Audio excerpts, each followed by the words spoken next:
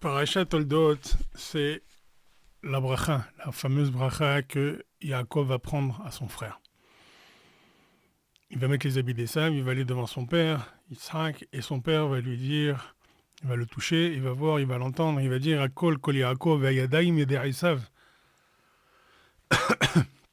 Akol kol Yaakov ve'yadayim yedei Esav. Chazé Miloublin, il dit que tout le temps que la voix de Yaakov, c'est la voix de Yaakov, elle siffle dans les maisons, dans les Beit Knesiot et les Beit Midrashot, alors En Yadayim Yedei Esav, la main de Esav, elle ne peut pas avoir une emprise. Pourquoi il y a marqué deux fois Akol Kol Yaakov? On peut dire Akol Yaakov, c'est-à-dire que c'est simplement la Kol de Yaakov. Pourquoi ce double langage? Demande le Chosé. Il dit parce que le premier Kol c'est sur les Beit Knesiot et le deuxième c'est sur les Beit Midrash. Et quand on colle les deux, ça fait Kol-Kol, c'est Mekalkel. Donc si on les colle et que c'est Mekalkel, alors Yadaim Yedei Esav. Les mains, c'est les mains de Esav, Chazé Shalom. Dans Rabbeinu Bechaye, il dit que Yaakov, lui, il domine sur la voix. Sa force, elle est dans la voix. Chez Esav, sa force, elle est dans les mains. Il règne dans les mains. Sa force, sa domination, elle reste dans la main, manuelle. Qu'est-ce que ça veut dire? Explique Rabbeinu Bechaye que quand nous on fait la guerre, comme il dit David, on dit Ele barechev ele basusim. Il y a des gens, ils disent regarde, c'est grâce à mes tanks, c'est grâce à mes avions, c'est grâce à mes chevaux, mes voitures. C'est ça qui fait ma force. Va'anachnu beshem Hashem Elokeinu naskir. Mais nous, on n'est pas comme ça. On dit c'est au nom d'Hachem. On rappelle le nom d'Hachem, notre Dieu, pour se rappeler de lui, et Ema Karou Venafalu. Comme ça, ils vont être détruits, nos ennemis. Koach Hadibour, Akol Kol Yaakov. On voit que la paracha tourne beaucoup autour de la bouche, de cet organe, la bouche et notamment la parole sur Kol Yaakov. On ne pourra pas tout dire, évidemment, parce qu'on n'a jamais le temps. Et donc, on va juste parler un petit peu de Kol Yaakov. On voit que la tfila de Rabbi Yehuda a été reprochée par Eliyahu Hanavi, puisque Eliyahu Hanavi, il n'est pas venu étudier avec Rabbi Yehuda, avec qui il avait l'habitude d'étudier. Et qu'après quelques jours, il lui a dit « Je ne suis pas venu étudier parce que tu n'as pas prié pour un monsieur qui s'est fait manger par un lion à plus de 3 kilomètres de toi. Et il était juste à côté, il était à 3 et quelques kilomètres de toi et tu n'as pas assez prié. Et voilà, à cause de toi, maintenant, parce que tu n'as pas assez prié, il a été mangé par un lion. » Vous imaginez aujourd'hui si on dit à quelqu'un, tu sais, ce monsieur-là, il lui est arrivé ça parce que toi, t'as pas assez prié.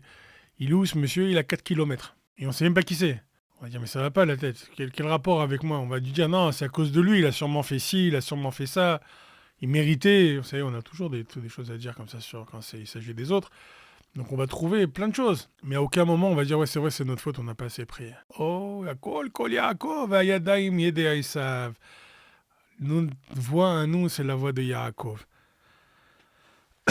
dit à Chosé Miloublin. Kol הזמן שאנחנו מצפצפים בבתי כנסיות ובבתי מדרשות, la voix de Yaakov, elle siffle, elle chante dans les beit knesiot et dans les beit midrashot, dans l'étude, dans la tfila. Alors rien ne peut se passer. On doit prier tout le temps et demander à Hachem tout le temps, pas seulement pour nous, pour tout le monde, pour tout l'Arm Israël. Tout le monde est dans le même bateau et tout le monde doit prier pour chacun et chacun doit prier pour tout le monde. Dans ma Sechet Gittin, on donne aussi des explications de cette Kol Kol Yaakov. On dit En echad tfila shemoelet she'en ba mizar'o shel Yaakov ve'yadaim yedei Esav c'est en lecha milchama shenotzachat she'en ba mizar'o shel Esav. On donne une autre interprétation. La Gemara, elle donne une explication autre que ça, à peu près, et dit qu'en fait, il n'y a pas une fila. Enfin, c'est pas une autre explication, ça rejoint cette explication plutôt, qui te dit que la tfila, t'as pas une fila qui marche, qui est en fait de la descendance de Yaakov. Si une tfila fonctionne, si on a fait une prière et qu'elle a fonctionné, ça veut dire qu'elle est bien de la descendance de Yaakov. Et s'il y a une guerre qui est gagnée par les Goïm, c'est parce qu'elle est de la descendance de Esav. Ça veut dire quoi qu'une guerre, qu'une prière, elle fonctionne, alors on est la descendance de Yaakov. La mida de Yaakov, c'est ce qu'on appelle le Emet, la vérité. Quelqu'un qui prie vraiment, quelqu'un qui prie Be'emet, en étant sincère dans sa tefila et priant de tout son cœur, alors Akadosh Baruch Hu, il entend et sa prière, elle marche. Donc il est dans la tefila de Yaakov Avinu, Mizera shel Yaakov Avinu. Mais si Chas Shalom c'est pas ça, alors cette tefila elle peut pas marcher. Donc on voit qu'il y a Esav, c'est pareil. Esav, quand il y a une réussite dans sa guerre, c'est qu'il est de la zéra de Esav. Pourquoi? Parce que sa bracha qu'il a reçue de Yitzhak cette semaine, c'est Beharbecha Tichye. Par le glaive, tu vas vivre. Ça lui donne une force redoutable. Dans la guerre, il a une force. Si quelqu'un fait une guerre avec Esav, avec Edom, avec sous cette civilisation romaine et toute la civilisation occidentale, il est en position d'infériorité, c'est très compliqué. Pourquoi? Parce que justement, il a reçu cette bénédiction de Yitzhak. Yitzhak, il dit à son fils, Zé béni Yaakov, Kol Kol Yaakov, Veyadaim Yedei Esav. Il dit Zé béni Esav, Zé béni Yaakov. Il entend les cris de Yaakov. C'est quoi les cris de Yaakov? La Gemara raconte qu'il a vu Beruach HaKodesh, le massacre de Bétar, le pogrom de Bétar, on peut appeler ça aujourd'hui, on aurait appelé ça plus qu'un pogrom, l'extermination de Bétar. Il a vu l'extermination des Juifs d'Alexandrie. Il a vu plusieurs exterminations, Yaakov Avinu, il a vu tout ça, il a vu toute la souffrance du Ham Israël. Il a vu toute la souffrance du Ham Israël à travers les temps, les pleurs, c'est ce qui est écrit dans la Gemara de Gittin Nunzaïn Amoudbet.